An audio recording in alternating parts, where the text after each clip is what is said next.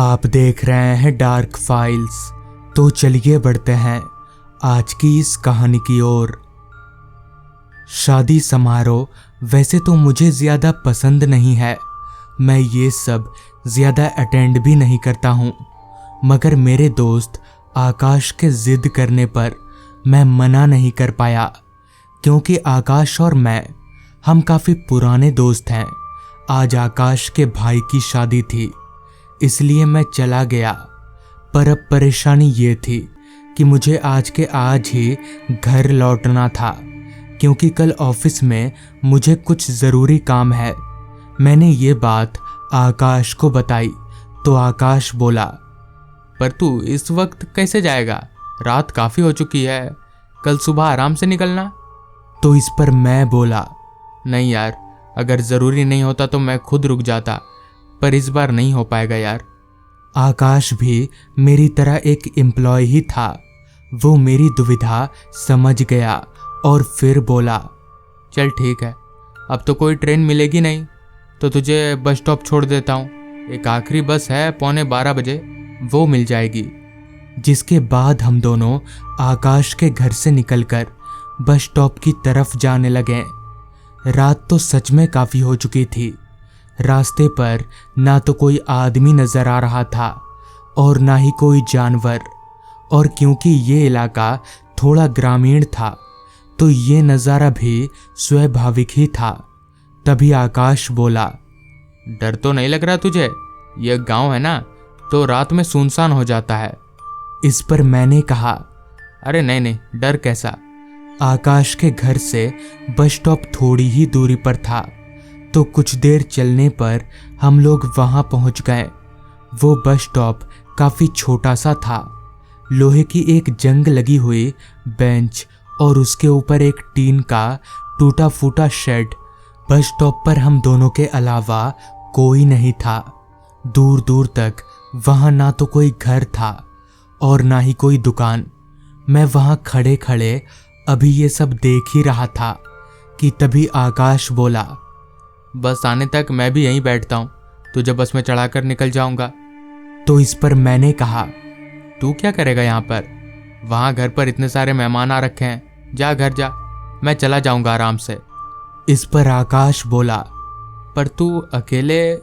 ठीक है, मैं जाता हूँ, बस मिले तो मुझे फ़ोन कर देना। इतना कहकर आकाश वहां से अपने घर की तरफ चला गया। अब उस जगह पर मैं ही इकलौता इंसान था। चारों तरफ गुप सन्नाटा पसरा हुआ था, ऐसा सन्नाटा जिसके बीच इंसान अपनी आवाज़ से ही डर जाए। खैर, अगर मजबूरी ना होती तो इतना सब कुछ झेलना नहीं पड़ता, पर अब कर भी क्या सकते हैं। इसी दौरान जब नज़र घुमाकर हाथ घड़ी की ओर देखा तो रात के 11:30 बज रहे थे। 15 मिनट में ही मेरी बस आ जाएगी, ये उम्मीद लेकर मैं उस बेंच पर बैठ गया। अभी मैं बेंच पर बैठा ही था कि तभी दूर रास्ते पर मुझे कोई आदमी चलता हुआ दिखा। चूंकि वो काफ़ी दूर था, इसलिए उसका चेहरा ठीक से नज़र नहीं आ रहा था।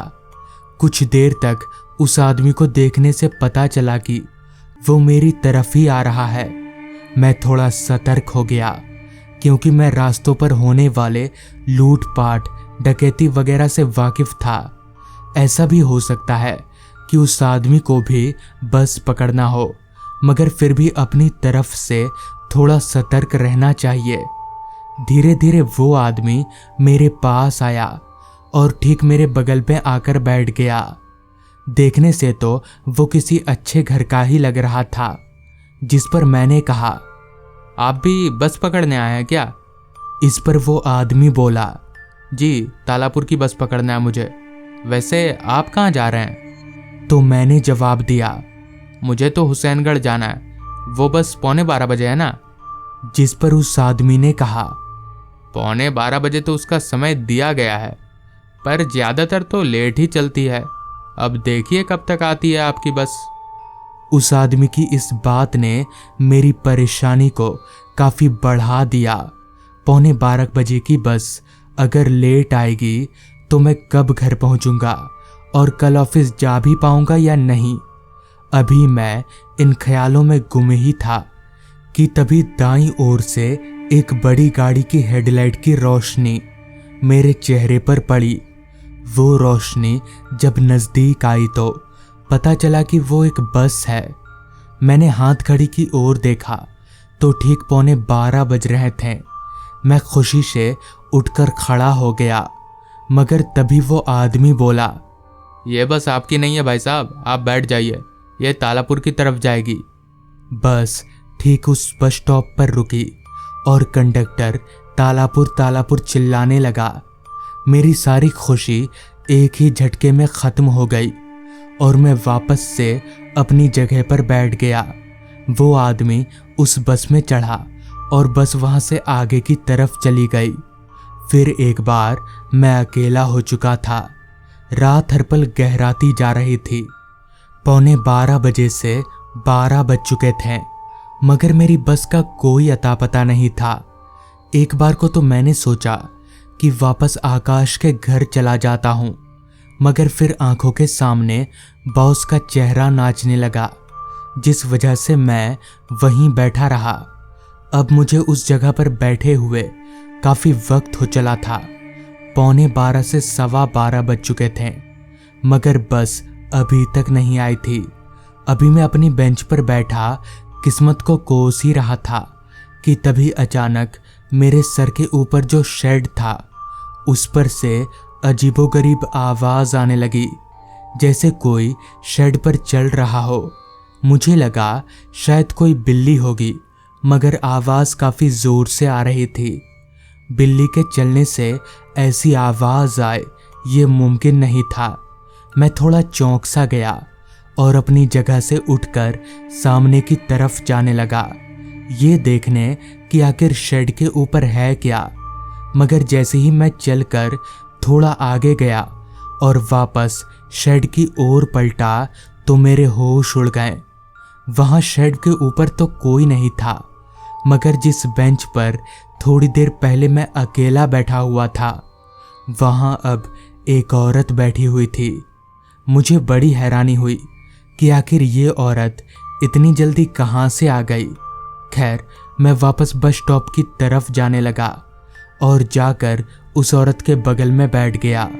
वो भी शायद कहीं जाने के लिए बस पकड़ने आई थी, पर कहाँ ये जानने के लिए मैंने उस औरत से पूछा, आपको कहाँ जाना है बहन जी? मगर इस पर उस औरत का कोई जवाब नहीं आया। मुझे लगा शायद ये मुझसे बात नहीं करना चाहती, इसलिए मैंने भी दोबारा नहीं पूछा और चुपचाप अपनी जगह पर बैठा रहा। अभी मैं बैठा हुआ ही था कि तभी अचानक से वो औरत सिर झुकाकर रोने लगी। मुझे बड़ा आश्चर्य हुआ कि आखिर इसने अचानक रोना क्यों शुरू कर दिया। तभी मैंने उस औरत से पूछा, आप रो क्यों रही है, क्या हुआ? मगर कोई जवाब नहीं आया। मैंने दोबारा पूछा तो मेरे दोबारा पूछते ही उस औरत ने एकदम से अपना सिर ऊपर उठाया।